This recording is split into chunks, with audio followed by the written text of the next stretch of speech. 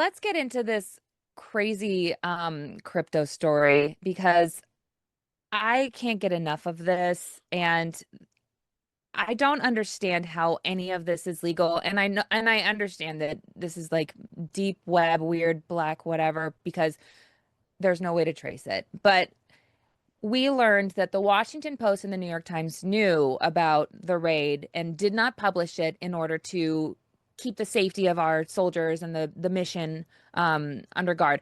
But someone inside the administration decided that they were going to place a very high level bet on Polymarket, which I'm finding myself immersed in the world of in the last few hours, or excuse me, few days, because I don't know about this stuff. I'm just like a regular person who plays Powerball when I want to gamble because I don't know about crypto and Polymarket. But apparently, you can place anonymous bets and make insane amounts of cash. This guy put down like I think it was like 40 grand and made 400 something on the fact that Maduro would be captured by the end of the month of January.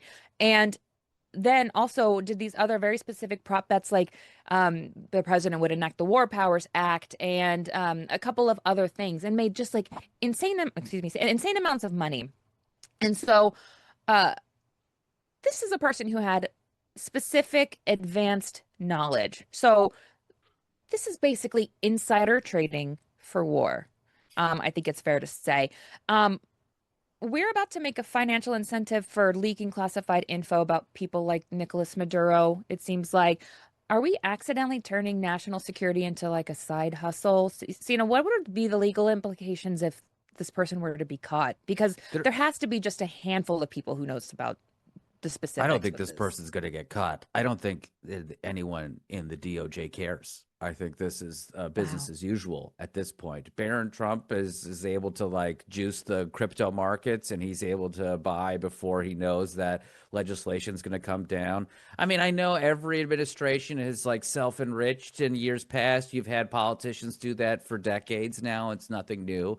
What we haven't seen is an administration just come out and say, "We love making money. The money's great," and then they just keep doing it. So this is not going to get litigated at all. I think it will take, post midterms, maybe an act of Congress if Trump even wants to sign something like that to actually add some regulation to this. But again, the regulation was going to come from the executive branch.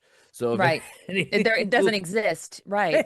yeah. If So this had been the stock market, though, instead of a betting site, would I honestly people don't. be I in still trouble? don't even know because that's still under the executive branch. And if Trump didn't want it to happen, it won't happen. It's like That's buying the stock that's in Halliburton or whatever right before you know something's going to go down, which people have I'm done sure that's for happening. Yeah, decades. Yeah. I wouldn't be surprised. This is stuff. This is a real mess, and it's a very sad time for these things. I will note on Polymarket, you can bet whether or not Jesus will come back to life, and you could also bet against that and make 5%.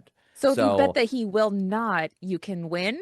5%. So it could in 2026 beat the stock market if we have a really bad year in the stock market. I don't know. My safe money is not going to go to gold. It's going to go to Jesus not coming If back. I want So to buy a house, you're saying that is invest financial in advice. I'm giving financial advice to all of your listeners. Bet that Jesus will not come back to life in no 2026. disclaimer. Just Yeah. that's where we advise you.